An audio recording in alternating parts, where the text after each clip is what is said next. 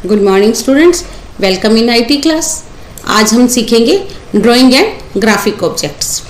तो drawing group add करने के लिए हमें क्लिक करना है होम मेन्यू में, और हमारे पास यहाँ ड्राइंग ग्रुप में कुछ ऑब्जेक्ट्स दिए गए हैं जिन्हें हम अपनी स्लाइड में ऐड कर सकते हैं।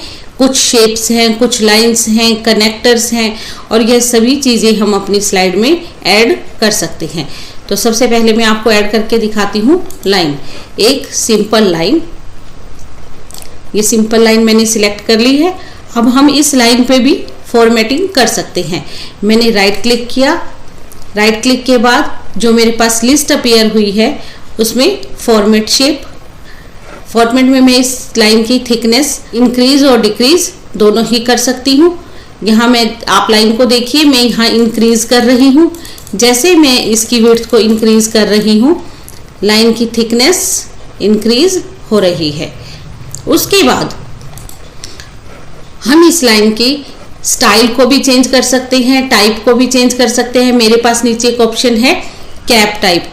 कैप टाइप में जाकर यह मेरी फाइल जो है लाइन फ्लैट है, मैं इसे कोने में से राउंड करना चाहूँ, देखिए राउंड हो गई है, और इसे स्क्वायर करना चाहूँ तो स्क्वायर भी कर सकती हूँ।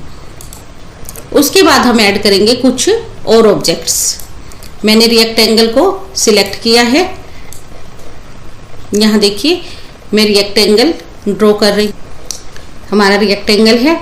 अब मैं आपको एक और रेक्टेंगल ड्रॉ करके दिखाती हूँ। मैंने रेक्टेंगल सिलेक्ट किया और शिफ्ट की को प्रेस किया।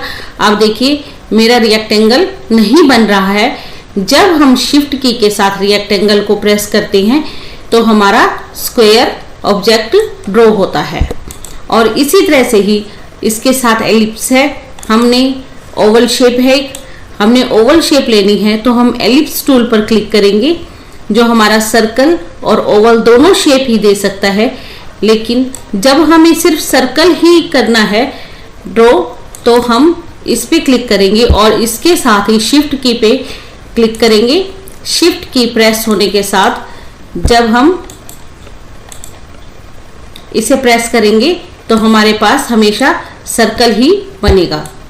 यहाँ देखिए ये अपनी शेप को हमेशा सर्कल ही रखेगा। जब हम ने रेक्टेंगल लेना है तो सिंपल रेक्टेंगल, और एलिप्स लेना है तो सिंपल एलिप्स ड्रॉ करेंगे।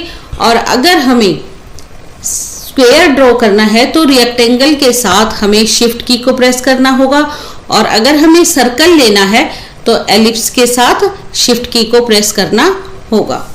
अब हम इन ऑब्जेक्ट्स के कलर भी चेंज कर सकते हैं। मैं क्लिक कर रही हूँ रेक्टेंगल पर, और यहाँ मेरे पास ड्राइंग टूल बार में ही शेप फिल है, जो मेरी शेप्स में अलग कलर फिल कर रहा है। यहाँ देखिए मैंने इन सब के कलर चेंज कर दिए हैं।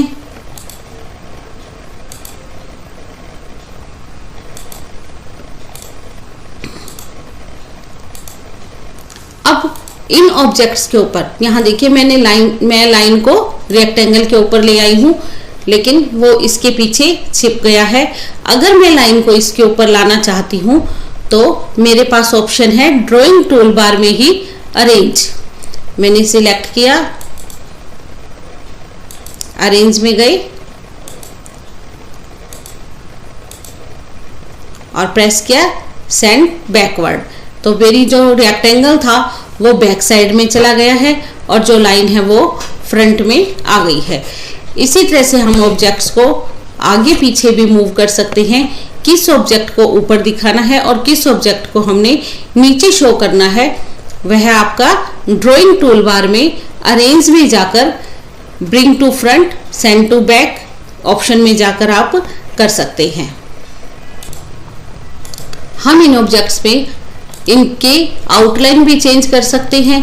हमने क्लिक किया ड्राइंग टूल बार में आउटलाइन। आउटलाइन अगर मुझे इस चेंज करनी है इस ऑब्जेक्ट की, तो देखिए आप यहाँ से अलग कलर हम दे सकते हैं।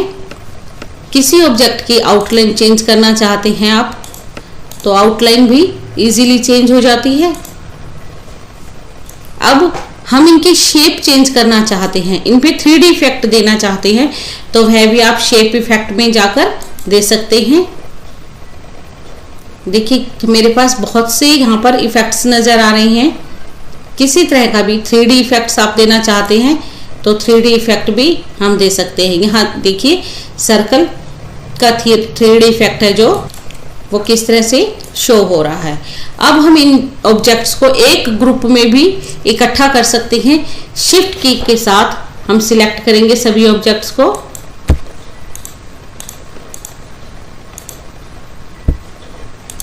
शिफ्ट कंट्रोल और जी की को, और उसके बाद हम इन ग्रुप्स को भी अब मैं इन्हें इकट्ठा मूव कर सकती हूँ और इन पे कुछ भी फॉर्मेटिंग करनी हो वो एक साथ की जा सकती है।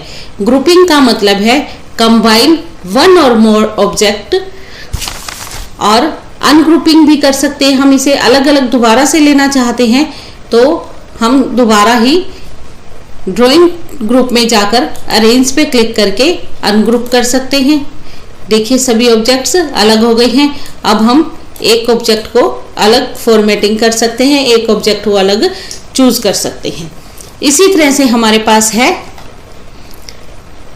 Clip art. इंसर्ट मेन्यू में जाकर क्लिप आर्ट, हम यहाँ से ग्राफिक ऑब्जेक्ट्स ऐड कर सकते हैं।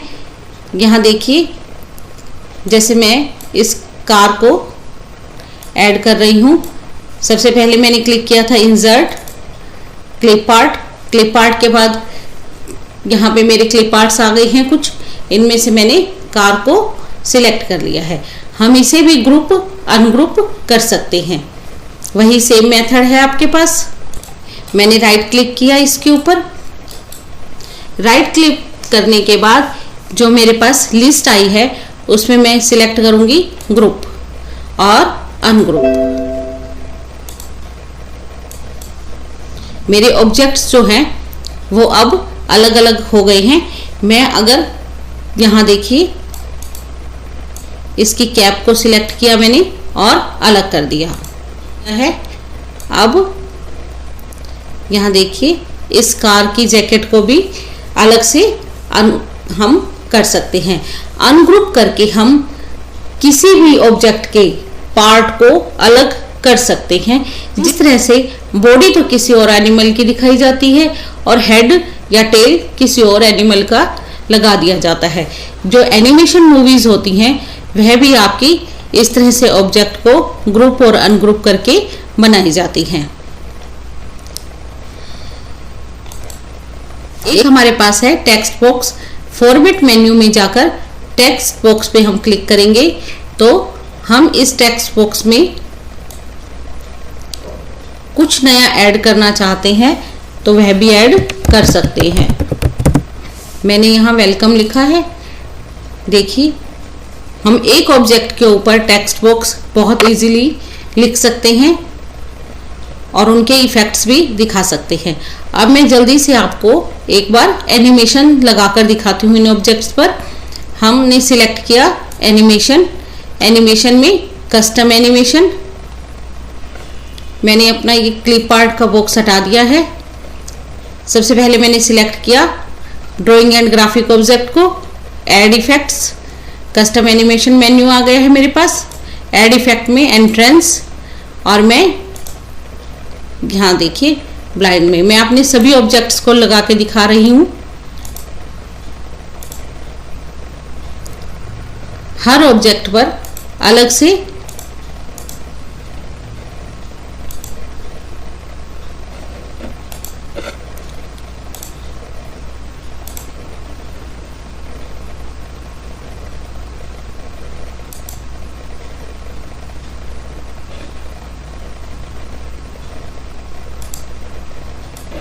मोशन इफेक्ट मैंने दिया है कि ये होल बना हुआ यह बाहर चला जाए, और इसे भी मैं मोशन इफेक्ट में दिखा रही हूँ, लेकिन मैं इसे लेफ्ट साइड में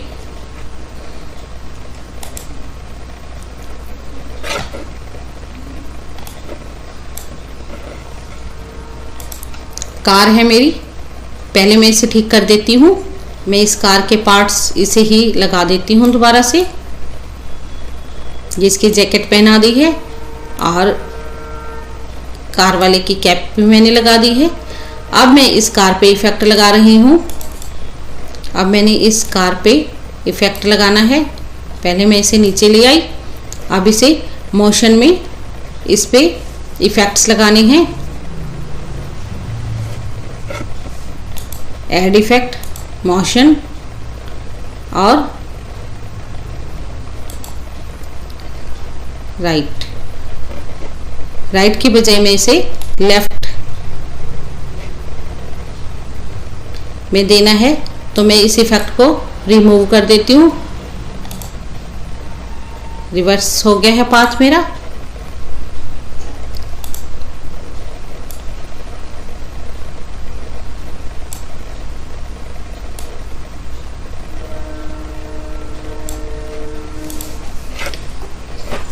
यहाँ पर मेरे पास जो कस्टम एनिमेशन के और इफेक्ट्स हैं, मैंने फर्स्ट पे क्लिक किया और ऑन माउस क्लिक की जगह मैंने दिया आफ्टर प्रीवियस। सभी जगह मैं आफ्टर प्रीवियस कर रही हूँ। कस्टम एनिमेशन में हम इफेक्ट्स दिखा सकते हैं और पाथ दे सकते हैं, और स्टार्ट कैसे हो हमारा ऑब्जेक्ट, माउस क्लिक करने से हो या विद प्रीवियस हो या आफ्टर प्रीवियस हो, और उसके बाद हम इसकी स्पीड भी बता सकते हैं कि स्पीड स्लो हो। यहाँ देखिए, स्पीड स्लो होनी चाहिए या फास्ट होनी चाहिए या वेरी स्लो होनी चाहिए, किस तरह की स्पीड हम देना चाहते हैं। सभी ऑब्जेक्ट्स पर हम जब एनिमेशन ऐड करेंगे तो सभी ऑब्जेक्ट्स का हमें स्पीड, स्टार्ट और एनिमेशन लगाना जरूरी है। अब मैं आपको स्लाइड शो करके दिखाती हूँ। स्लाइड शो करने के लिए या तो हम F5 प्रेस करेंगे या स्लाइड शो में जाकर स्लाइड शो फ्रॉम बिगिनिंग, हमारी एक ही स्लाइड है। यहाँ देखिए, आपको सभी ऑब्जेक्ट्स पे स्लाइड शो में एनिमेशन दिखाया जा रहा है। अब मैं एस्केप प्रेस करूंगी। आज हमने सीखा ड्राइंग और ग्राफिक ऑब्जेक्ट्स। सबसे पहले हमने कुछ ऑब्जेक्ट्स लिए और उसको बैक में या फ्रंट में कैसे सेट करना है, उनकी फॉर्मेटिंग कैसे करनी है, थिकनेस कैसे बढ़ानी है, कलरिंग कैसे करनी है, फिल शेप कैसे करनी है, यह सीखा आपने। और क्लिप आर्ट से कैसे पिक्चर लेते हैं वो भी सीखा। क्लिप आर्ट से पिक्चर लेने के बाद हमने एनिमेशन में जाकर अपने ऑब्जेक्ट्स को विजुअल इफेक्ट्स दिया है इन्हें कि कौन सा ऑब्जेक्ट किस तरह से हमारे स्क्रीन पर मूव हो और एक अच्छा सी स्लाइड कैसे बने। आज हमें सिर्फ इतना ही करना है। Thank you.